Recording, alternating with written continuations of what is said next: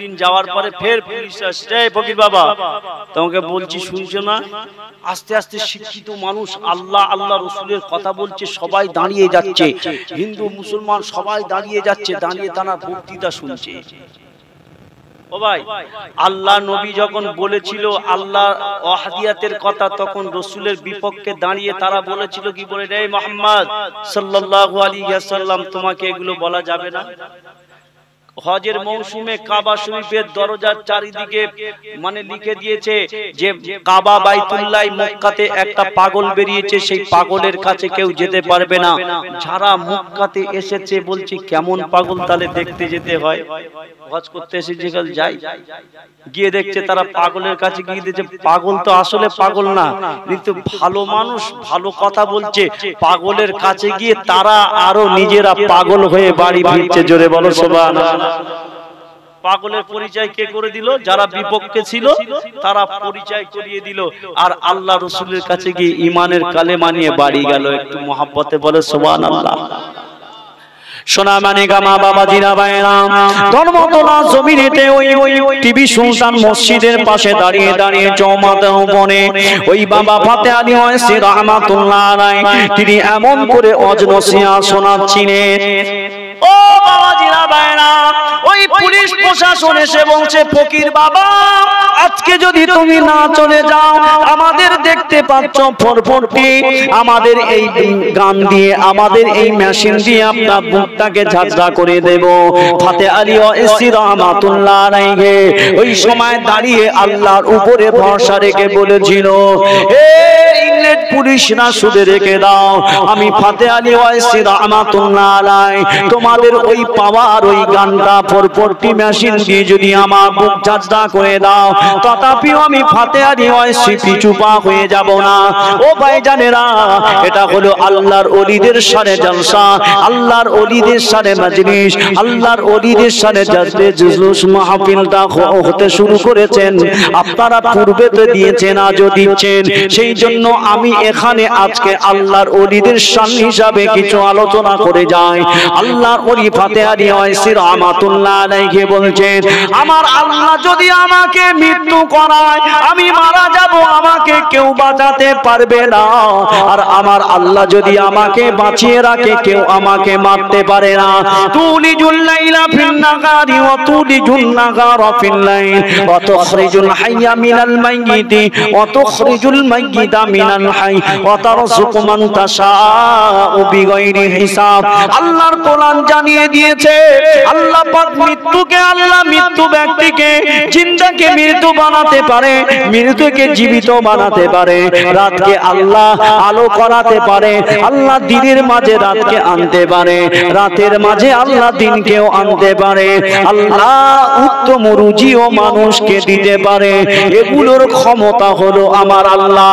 সেই আল্লাহ, ওই আল্লাহ মৃত্যু যদি দেয়, আমি মৃত্যু হয়ে যাব।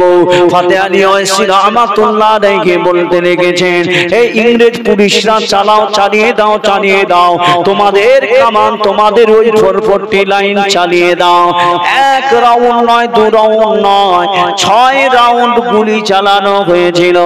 দেখতে পাওয়া গেল তারা চালিয়ে গিয়েছে, ওই মেশিন থেকে কোনো গুলি ফায়ারিং হয় না।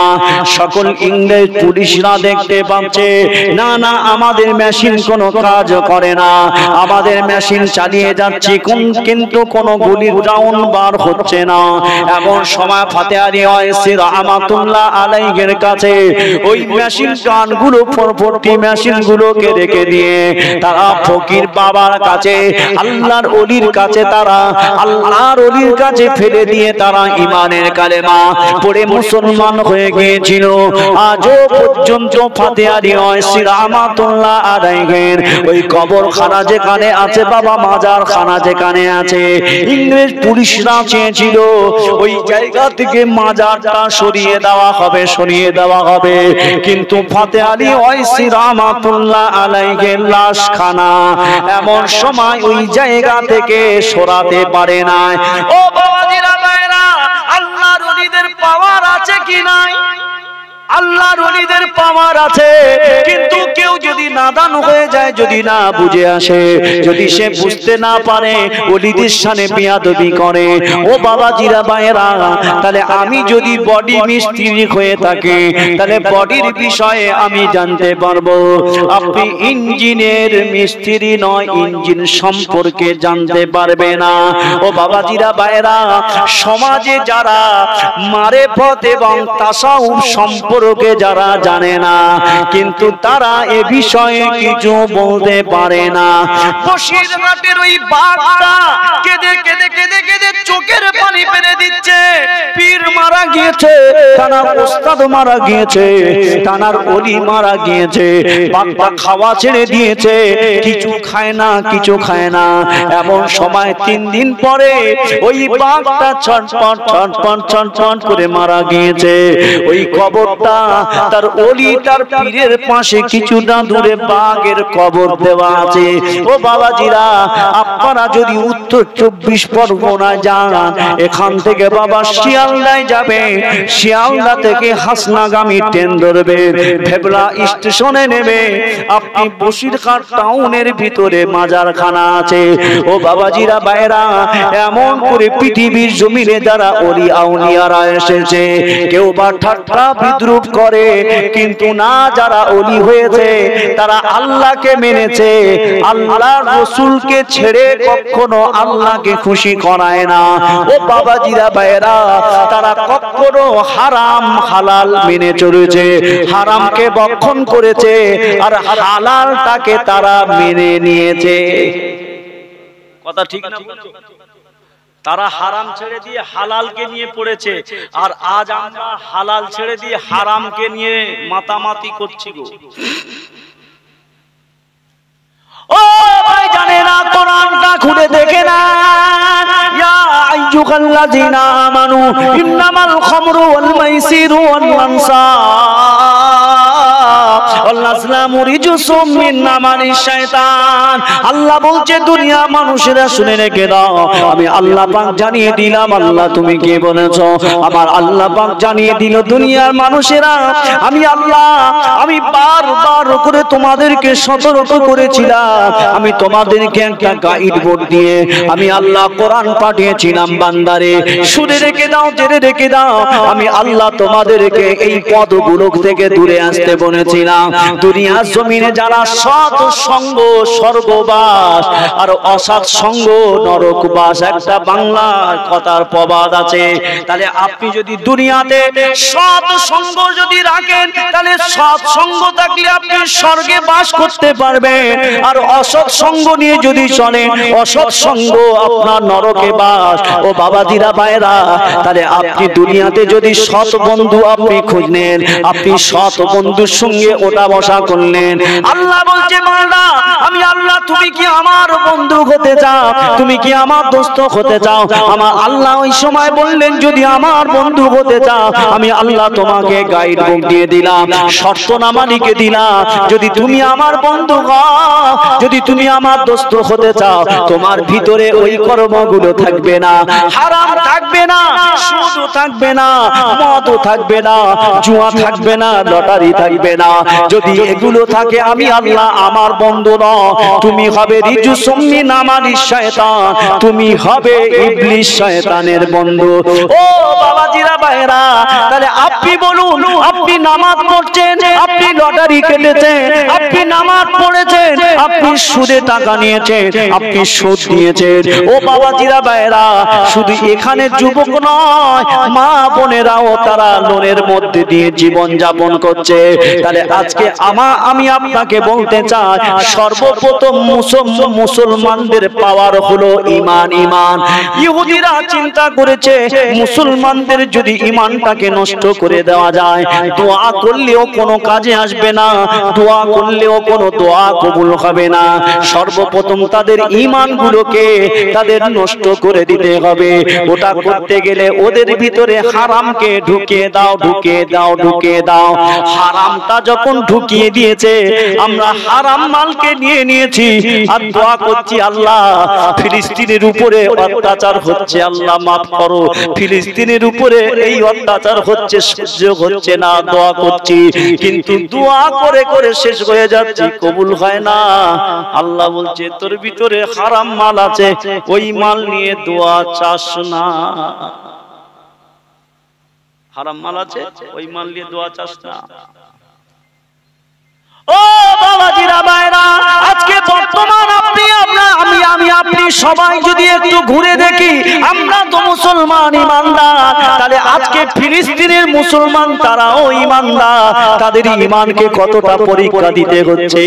আজকে সকালে ফেসবুকে একটা ভিডিও দেখছিলাম, কালকে ইসরায়েলের সেনাবাহিনীরা বলছে যাও হে ফিলিস্তিনবাসীরা তোমরা মিশরের দিকে লক্ষ্য করে চলে যাও, কেননা এখন যারা সেনারা ইসরায়েল সেনারা এসেছিলেন তারা হলো কঠিনতম, তারা একটাও রাখবে না, যাও মিশরের দিকে চলে যাও। ওই মিশরের দিকে তারা আস্তে আস্তে সবাই দলবদ্ধ, ছেলে মেয়ে বিবি বাচ্চা ঘর বাড়ি ছেড়ে ছুটে ছুটে চলে যাচ্ছে। একটা বোন গর্ভবতী অবস্থায় মরুভূমি পাহাড়ের উপর থেকে হেঁটে হেঁটে যায়, একটা বাচ্চা মেয়ে আছে বাবা, ছোট বাচ্চাটা কাঁদছে, মা ওই বোনটাও কাঁদছে, পেটের ব্যথা উঠেছে, প্রসব বেদনার যন্ত্রণা উঠেছে, পেটটা এইভাবে ধরে ছুটে ছুটে ছুটে ছুটে যাচ্ছে, কাঁদছে, কেউ নাই, চিৎকার করছে, কিন্তু কে পাশে দাঁড়াবে? কেউ নাই, কেউ নাই, আল্লাহ ছাড়া কেউ নাই। এমন করে বোনটা কাঁদছে।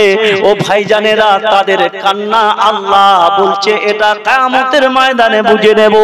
কেউ তাদের পাশে যদি না যায়, আল্লাহর কাছে তারা বিচার দিয়েছে, মসজিদগুলো ধূলিসাৎ করে দিচ্ছে।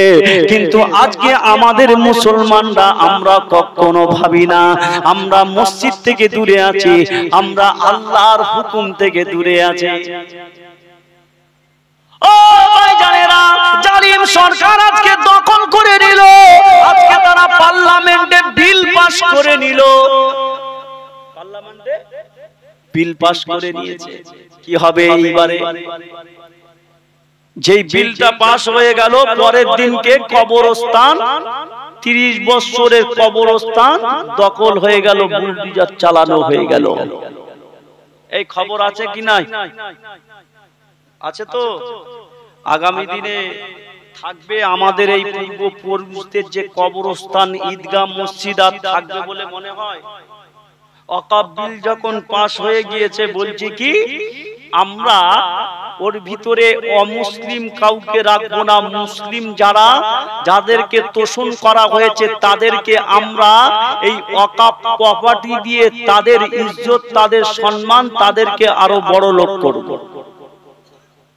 যারা নিজেদের কখনো চিন্তা করতে পারে না, আজ তারা মুসলমানদেরকে নিয়ে ভাবছে। সর্বসময় দেখতে পাওয়া গিয়েছে একটি জাতিকে, একটি ধর্মকে একটি উদ্দেশ্য করে তারা ইসলামকে উদ্দেশ্য করে বারবার টার্গেট করেছে। আজ আমাদেরকে সজাগ হতে হবে, আর ঘুমিয়ে থাকলে হবে না, আমাদের ঘুমটাকে ভাঙাতে হবে, রাজ ময়দানে রাস্তায় নামতে হবে, সকল মহল্লাদেরকে একত্রিত করে আজকে প্রতিবাদ জানাতে হবে। যদি আপনার এই প্রতিবাদ জানানো হলো, এটা ঈমানি দায়িত্ব, আপনাদেরকে প্রতিবাদ করতে হবে।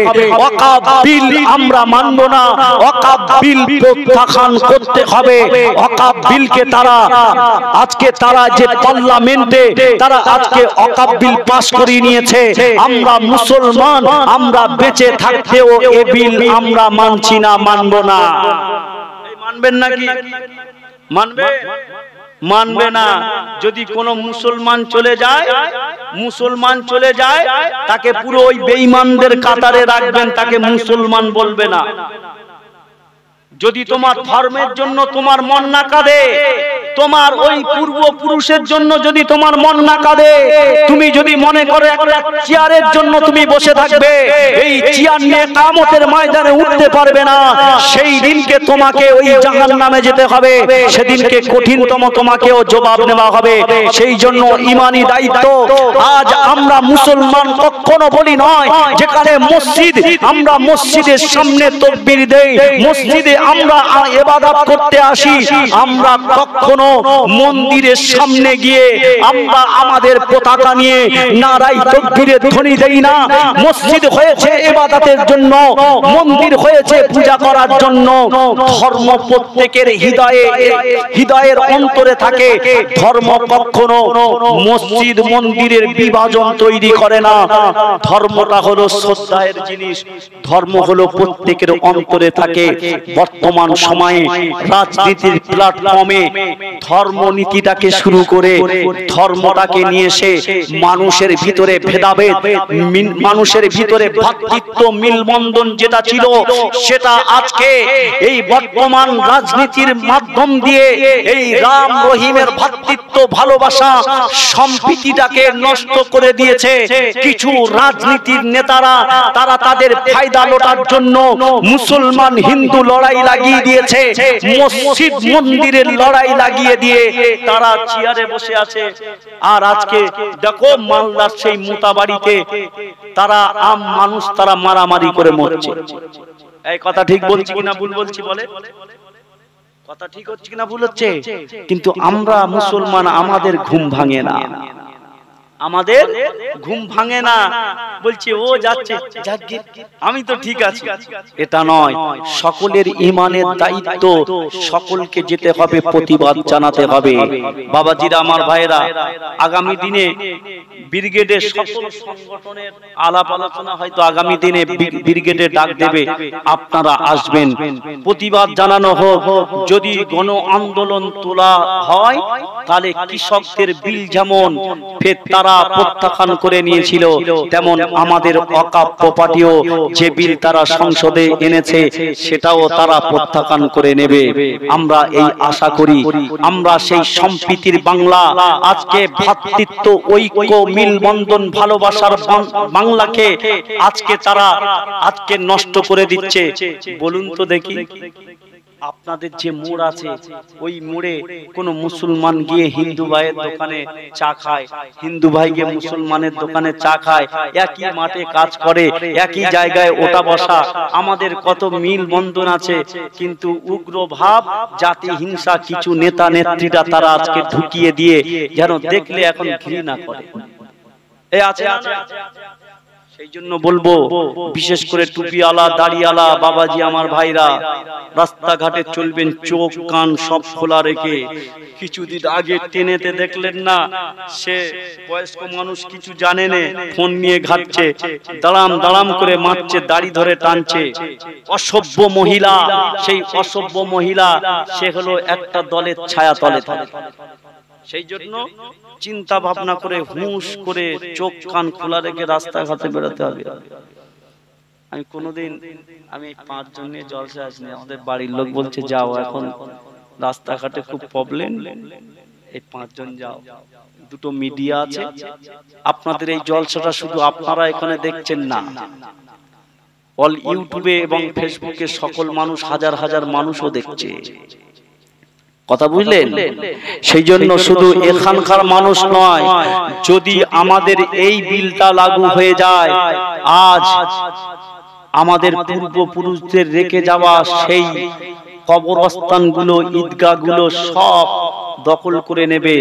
বেশি তো কষ্ট হচ্ছে উত্তরপ্রদেশের মুসলমানদের। যোগীর রাজ্য বলছে যদি তোমরা আন্দোলন করো 2 লাখ টাকা করে জরিমানা ধরা হবে, 2 লাখ টাকা করে জরিমানা করা হবে। সব মাদ্রাসায় গিয়ে তদন্ত করে তালা মারা শুরু হয়েছে। চক্রান্ত শুধু মুসলমানদেরকে দমন কিভাবে করা যায়। আরে এত যদি মুসলমানদের খারাপ, মুসলমানরা তো কখনো মুখ্যমন্ত্রী নেই, মুসলমানরা তো কোনো স্বরাষ্ট্রমন্ত্রী নেই, মুসলমানরা তো প্রধানমন্ত্রী দেশের নয়, তাহলে তবুও তোমরা বলো আজকে হিন্দুরা আজকে কষ্টে আছে, তারা বিপদে আছে। মুসলমানরা তো কোনো চেয়ারে গদিতে বসে নাই, কিন্তু আজকে তোমরা কেন বলছো? আজকে তোমরা বলছো তোমাদের ফায়দা লোটার জন্য তোমরা সেই উগ্র ভাব তৈরি করে দিয়ে ভোটের ফায়দাটা লোটে তোমরা তোমাদের চেয়ারে বসে তোমরা সেই রাম রহিমের কোনো খবর নেবে না। তোমরা বরঞ্চ তাদের ভিতরে এই একটা হিংসা মনোমালিন্য তৈরি করে দিতে চাও। আজকে গ্রামে গঞ্জে আমাদের কত মিল বন্ধন, কিন্তু আমাদের তো কেউ নেই। তাহলে খাতরাটা কিসের? খাতরাটা তো ওদের আমাদের হওয়ার কথা।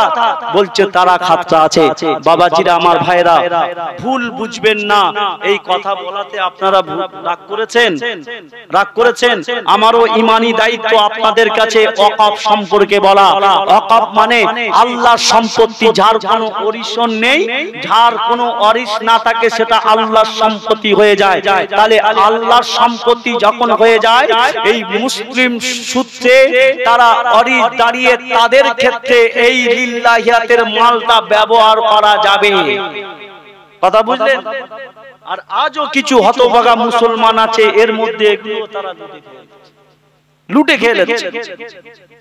লজ্জা লাগে আজকে আমাদেরকে বলতে যে আজকে তারা সেগুলোকে যখন লুটে ফুটে খাচ্ছে, তখন এরাও একটা সুযোগ পাচ্ছে, বলছে না হবে না। বাবাজিরা আমার ভাইরা, রাগ করবেন না, আমার উপরে বেজার হবেন না। আল্লাহ ঘরে আমি আপনাদের মাঝে সেই মুসাফির বাহারুল ইসলাম এসেছি। আলাপ আলোচনা আমি সমাপ্তির দিকে নিয়ে যাব। কেন আমার 12টা থেকে 2টো টাইম ছিল, 12:30টায় উঠেছি। আমি শেষ করে দে, আর একটু চলবে? তাহলে একটু দরুদ শরীফ প্রাণ ভরে পড়েন। লা ইলাহা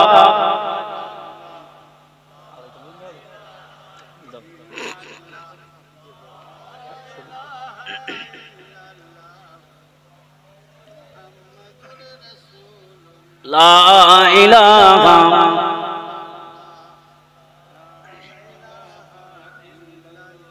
লা ইলাহা ইল্লাল্লাহ, লা ইলাহা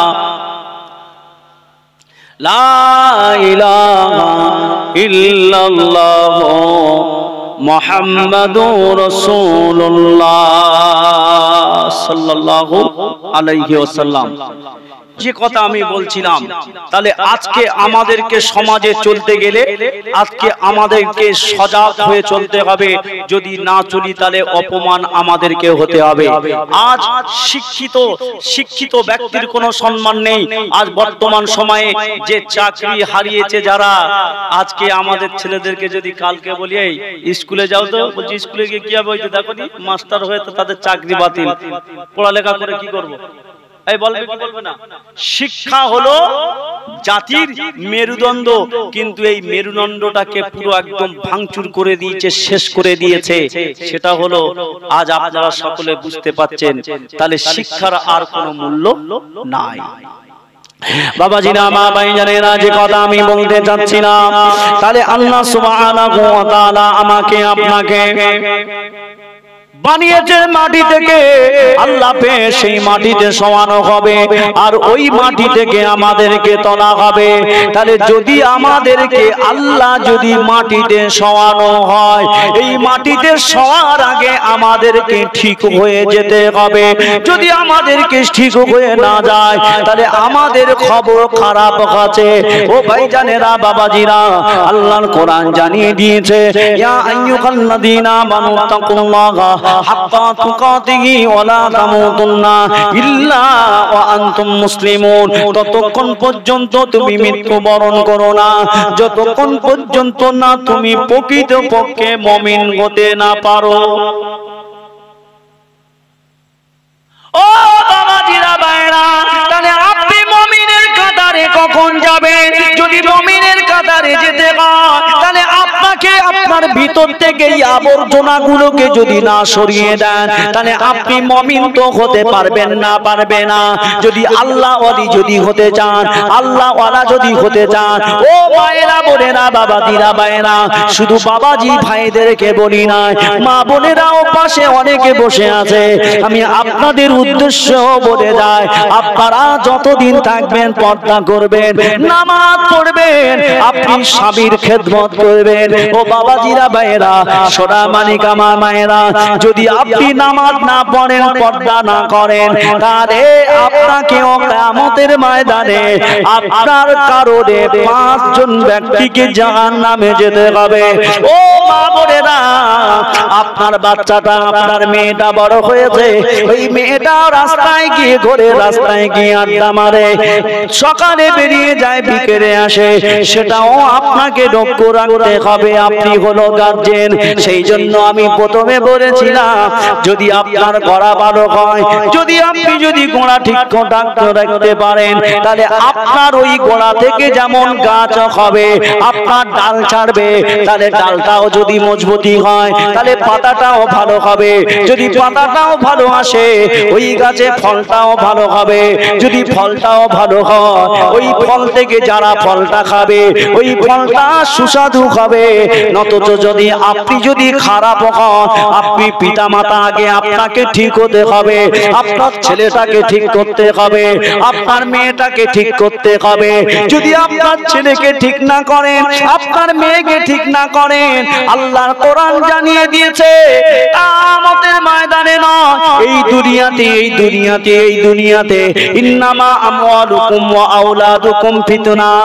এই দুনিয়াতে যে সন্তান ছেলে মেয়েকে তুমি এতটা ভালোবাসো, এই সন্তান এই ছেলে মেয়েটা তোমার জন্য একদিন ফিতনার কারণ না হয়ে দাঁড়ায়।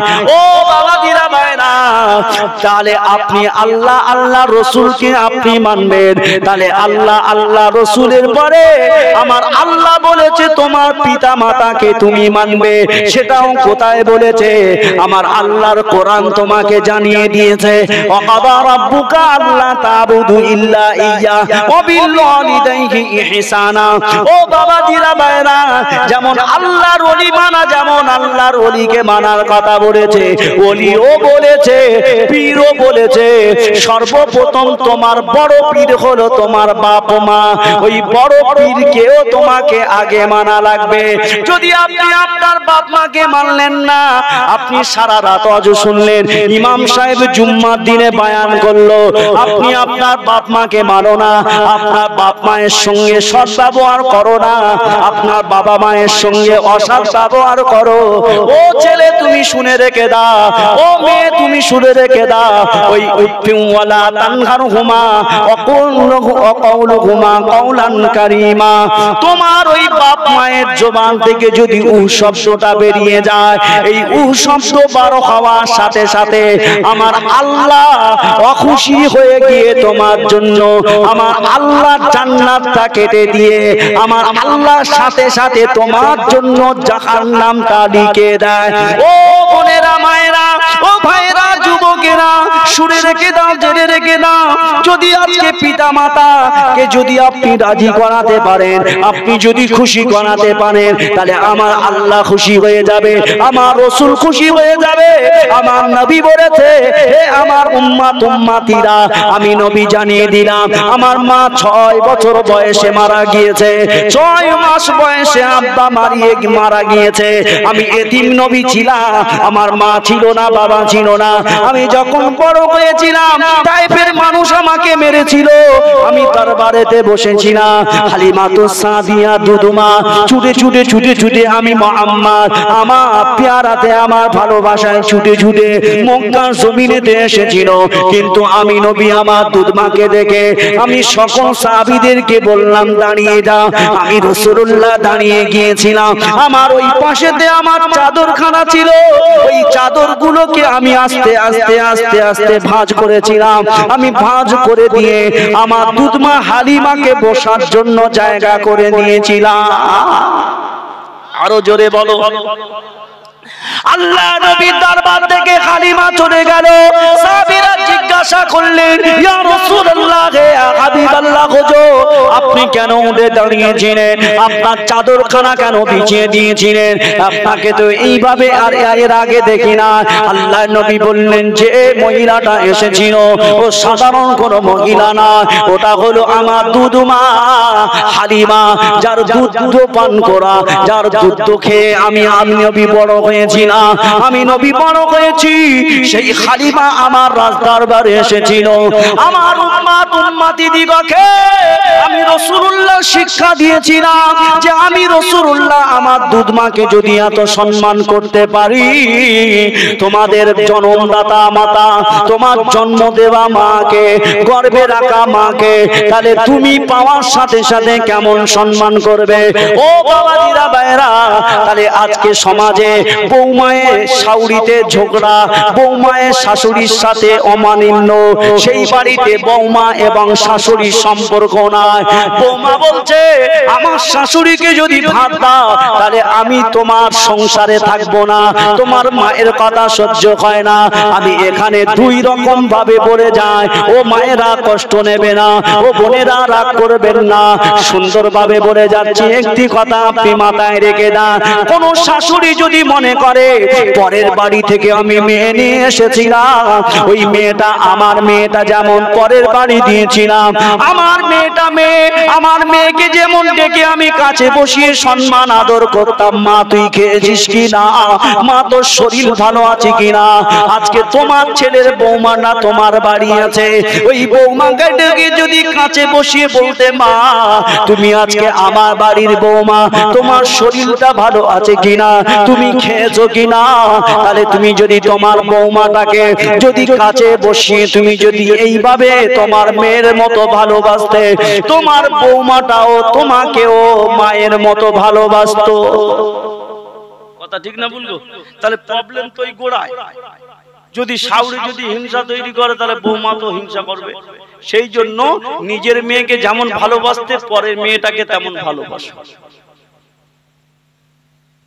নিজের বাপকে ভাত দেয় না, শ্বশুর বাড়িকে বাজার করে যাচ্ছে, মায়ের থেকে মাসির দরদ। এই রাগ হচ্ছে আপনাদের? এটা বাস্তব কথা বলছি। ঈদের সময় নিজের বাপ মাকে শাড়ি এবং লুঙ্গি গেঞ্জি দেয় না, শ্বশুর বাড়ি চলে যাচ্ছে। আর যদি না যায় অক্সিজেন বেগম রাতে ঘুমোতে দেবে না, মা বোনরা রেগে যাচ্ছে। কিন্তু আমি দুটো পার্ট বলছি, যেমন আপনি ওখানে দেন কোনো ব্যাপার নয়, কিন্তু আগে আপনার বাপ মাকে দেখতে হবে। কেন? আল্লাহর নবীর হাদিস বলেছেন আত-তাকদিরু লা ইয়ারুদ্দুহু ইল্লা বিদ-দুআ। যে দোয়াতে তোমার তাকদীরটা পরিবর্তন হয় সেটা অন্য কারো দোয়া নয়, তোমার পিতামাতার দোয়া। কার? পিতামাতার দোয়া। আপনি এখান থেকে আপনি হাই রোডে যাবেন, ওর ভিতরে দেখেন আপনার অ্যাক্সিডেন্টে দুর্ঘটনায় মৃত্যু হয়েছে, তাকদীর পরিবর্তন হয় না। আপনি বারবার সঙ্গে বলছেন আব্বা আমি যাচ্ছি অমুক জায়গায়, আপনি একটু দোয়া করেন, মা একটু দোয়া করো। মা বলছে আল্লাহ আমার বাচ্চাটা যাচ্ছে, হেফাজত করো। এই মায়ের এই জীবন থেকে এই কথাটা বেরিয়ে গেল, আল্লাহ তাকদীরটাকে পরিবর্তন করে দুর্ঘটনা থেকে আল্লাহ হেফাজত করে বাঁচিয়ে দিল। জোরে বলো। সেই মা বাপকে যদি মা বাপ তোমার সঙ্গে বিচার খারাপ করে, আজও বলে যাচ্ছে এগুলো সমাজে গ্রামে বিরাট একটা অক্সিজেন মানে রোগ, ক্যান্সার। অনেক মা বাপরা বলতে পারে না। সেদিনকে একটা জায়গায় জলসা করতে গিয়েছিলাম, আমার সম্মুখে বাপ চাচারা বসে আছে, হাউ হাউ করে কাঁদছে, চোখের পানি ফেলছে। বলছি চোখের পানি ফেলছে কষ্টেতে। তা আমি বলতে চাচ্ছি এটাই, যদি তোমার বাপ মাকে যদি তুমি দেখো, এখন তোমার বাপ মা তোমার উপরে খুশি নাই, তোমার সেজে ভাইয়ের দিকে টান। আর তুমি ছোট ছেলে, তুমি বাপ মাকে দেখছো, খাওয়া দিচ্ছ, সবকিছু করছো, কিন্তু তোমার বড় ভাইয়ের দিকে তোমার বাপ মার টান। যেখানে যায় বড় ভাইয়ের গুণ গায়, ছোট ভাইটা বলছে বলে আমার কাছে আমার বাপ মা থাকে আর শুধু ওর নাম করে। আর যাই করে করুক, বাপ মার বিচার তোমাকে করতে হবে না, তুমি তোমার বাপ মায়ের সেবাটা করে যাও, ও বিচার আল্লাহ করবে। বলছে তোমার পিতা মাতার বিচার তোমাকে করার অধিকার দেইনি, আমি আল্লাহ ওটা বুঝে নেব, কিন্তু তোমার পিতা মাতাকে তুমি দেখে যাও। জোরে বলো সুবহানাল্লাহ। এবার যদি কেউ পিতা মাতাকে যদি দেখে, পিতা মাতাকে কাছে টানে, আল্লাহ বলছে আমি তোর বরকতটা আমি আল্লাহ দেব। হুমা জান্নাতুকা ওয়া নারুকা, তোমার পিতা মাতা তোমার জন্য জান্নাত, তোমার পিতা মাতা তোমার জন্য জাহান্নাম। তাহলে তুমি তোমার জান্নাত তোমার বাড়িতে আছে, তুমি জান্নাতটা কেনার জন্য এখান থেকে আর সেই এতে যেতে হবে না, কলকাতায় যেতে হবে না, তুমি তোমার জান্নাতটা তুমি বাড়ি থেকে কিনে নাও। কি করবে? বলছে না আমার বাপের সঙ্গে আমার কথা হয় না। ঈদের দিনে ছেলে চলে যাচ্ছে পাশ থেকে, বাপও চলে যাচ্ছে এই দিক থেকে, ঈদের ময়দানে নামাজ পড়ে একটু কোলাকুলি করবে, একটু মিলবে, বাপের কদমমুশি করবে। বলছে না বাপের সাথে কথা হয় না ছেলে। আর আল্লাহ রাসূল বলছে বল 3 দিন কথা না বললে মুসলমান থেকে খারিজ হয়ে যায়। মুসলমান থাকে না, আর আপনি মুসলমান হয়ে ছেলে ভাই ভাইয়ের সঙ্গে কথা হয় না, মা মায়ের সঙ্গে কথা হয় না। ও সেই জন্য আল্লাহ নবী দুনিয়া জমিনে শিক্ষা দিয়ে গিয়েছে। আল্লাহর কোরআন বলেছে লাকাদ কানা লাকুম ফি রাসূলিল্লাহি উসওয়াতুন হাসানা। আমি উত্তম আদর্শবান যাকে করেছিলাম, আমি উত্তম আদর্শবান যাকে বানিয়েছিলাম, সেটা দুনিয়ার অন্য কেউ নয়, সেটা দুনিয়ার অন্য কেউ নয়, সেটা হলো আমার আখিরি জামানার পয়গম্বর, আমার আখিরি জামানার নবী আম্বিয়া বিশ্ব নবী হাবিবুল্লাহ জনাবে মুহাম্মদুর রাসূলুল্লাহকে আমি আল্লাহ উত্তম আদর্শ এবং আখলাকবান করে আমি আল্লাহ এই দুনিয়াতে পাঠিয়েছিলাম। জোরে বলো সুবহানাল্লাহ। সব উম্মতের ভালোর জন্য আল্লাহ নবী করে গিয়েছে। বাবাজিরা আমার ভাইরা, তাহলে আমরা হয়েছি উম্মত। আমার এখানে বাপ ভাই এই সাইডে মা বোনেরা সকলে আছে। আল্লাহর রাস্তে বলবো, যতদিন দুনিয়াতে থাকবেন আপনারা যেমন আল্লাহকে মানবেন, স্বামীর খেদমত করবেন, আর আপনার শ্বশুর শাশুড়ির খেদমত করবেন। আপনার যেমন আব্বা মাকে ভালোবাসেন আপনি তেমন সেইভাবে ভালোবাসবেন। দেখবেন আল্লাহ আখিরাতে আপনাকে মানে আল্লাহ আপনাকে আপনার আখিরাতে এর ফলটা দেবে। যদি আপনি সেইভাবে যদি ওদের সঙ্গেও করেন আপনি পাকড়াও হয়ে যাবে। সেই জন্য আমার বাবাজিরা ভাইরা, নবী আমাদের সর্বদা সদা সর্বদা আল্লাহর নবী শিক্ষা দিয়ে গিয়েছে। কেন? আমার নবী শিক্ষকের শিক্ষক। আমার আল্লাহকে আল্লাহ নবীকে ইন্নামা বুইস্তু মুআল্লিমান, আমার আল্লাহ নবীকে শিক্ষক রূপে পাঠিয়েছিলেন। তাহলে আজকে যে নবী কোনো মাস্টারের কাছে যায় না, মাদ্রাসায় যায় না, কলেজে যাই না, আজকে সেই নবীকে শিক্ষক কি হিসাবে করলেন। আল্লাহ বলছে সমস্ত জ্ঞান আমি আল্লাহ আমার নবীর ভিতরে দিয়েছিলাম। জোরে বলো। তাহলে আজ এই নবীকে দিয়ে দুনিয়াতে সবকিছু বলেছে, উম্মতটা তো মানি নাই। বারবার জুমার দিনে বলা হচ্ছে, ইমাম সাহেব বায়ান করছে, সবাই বায়ান করছে, মানুষ পরিবর্তন নেই। মানুষ আজকে দূরে চলে যাচ্ছে, মানুষ আজকে আল্লাহ ভোলা হয়ে যাচ্ছে, মানুষ আজকে সেই মসজিদ ভোলা হয়ে যাচ্ছে। কেন গো? আল্লাহর দিকে এসো।